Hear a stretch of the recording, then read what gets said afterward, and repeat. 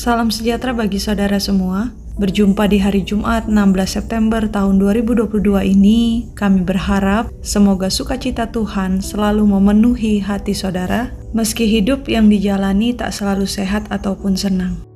Bagi Ibu Siska Sangkerin, Stefani Tuasela, dan Groniko Sitorus, selamat memaknai hidup anugerah Tuhan dalam pertambahan usia saudara.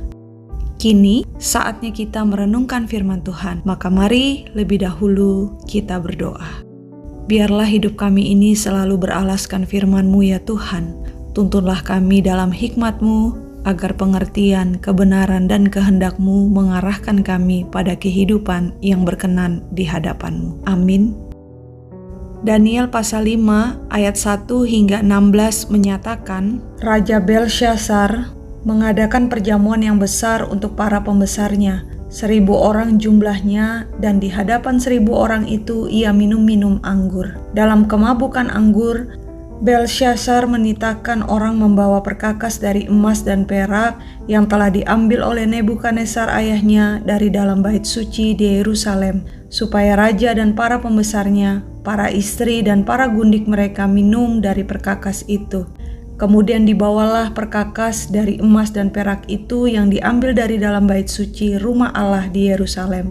Lalu raja dan para pembesarnya, para istri dan para gundik mereka minum dari perkakas itu.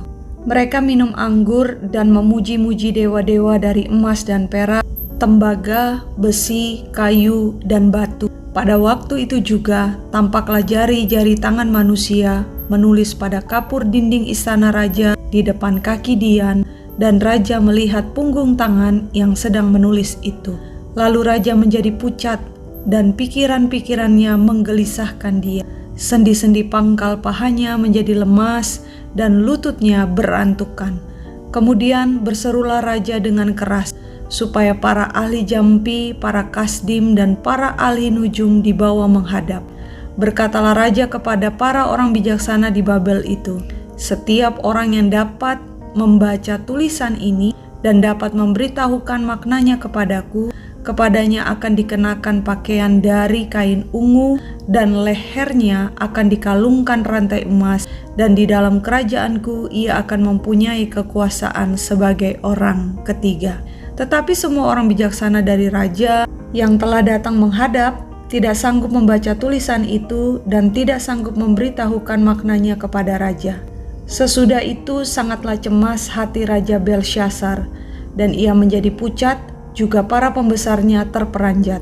Karena perkataan raja dan para pembesarnya itu, masuklah permaisuri ke dalam ruang perjamuan, berkatalah ia, "Ya Raja, kekalah hidup tuanku. Janganlah pikiran-pikiran tuanku menggelisahkan tuanku, dan janganlah menjadi pucat. Sebab dalam kerajaan tuanku ada seseorang yang penuh dengan roh para dewa yang kudus. Dalam zaman ayah tuanku ada terdapat pada orang itu kecerahan, akal budi, dan hikmat yang seperti hikmat para dewa. Ia telah diangkat oleh Raja Nebukadnezar ayah tuanku menjadi kepala orang-orang berilmu, para ahli jampi, para kasdim, dan para ahli nujum. Karena pada orang itu terdapat roh yang luar biasa dan pengetahuan dan akal budi, sehingga dapat menerangkan mimpi, menyingkapkan hal-hal yang tersembunyi, dan menguraikan kekusutan, yakni pada Daniel yang dinamai Belsyazar oleh raja. Baiklah, sekarang Daniel dipanggil dan ia akan memberitahukan maknanya. Lalu dibawalah Daniel menghadap raja. Bertanyalah raja kepada Daniel, "Engkaukah Daniel itu, salah seorang buangan yang telah diangkut oleh raja ayahku dari tanah Yehuda? Telah kudengar tentang engkau, bahwa engkau penuh dengan roh para dewa, dan bahwa padamu terdapat kecerahan, akal budi, dan hikmat yang luar biasa. Kepadaku telah dibawa orang-orang bijaksana, para ahli jampi, supaya mereka membaca tulisan ini dan memberitahukan maknanya kepadaku. Tetapi mereka tidak sanggup mengatakan makna perkataan itu. Tetapi telah kudengar tentang engkau, bahwa engkau dapat memberikan makna dan dapat menguraikan kekusutan. Oleh sebab itu, Jika engkau dapat membaca tulisan itu dan dapat memberitahukan maknanya kepadaku, maka kepadamu akan dikenakan pakaian dari kain ungu, dan pada lehermu akan dikalungkan rantai emas, dan dalam kerajaan ini engkau akan mempunyai kekuasaan sebagai orang ketiga. Demikianlah pembacaan Alkitab.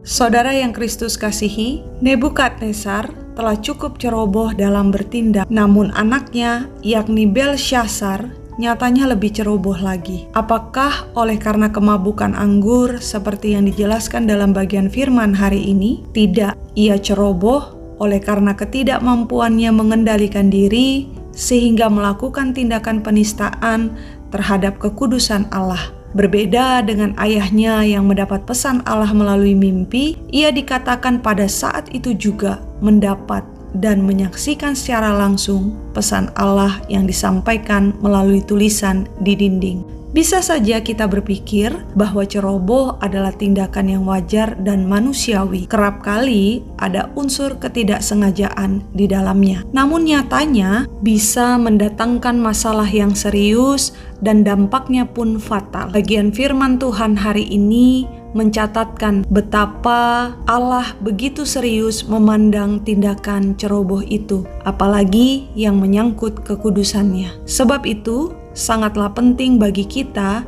untuk secara serius juga memperhatikan tentang bagaimana kita hidup dalam iman kita kepada Tuhan.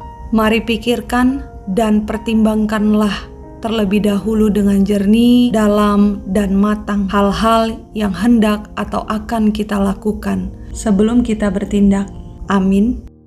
Mari kita berdoa.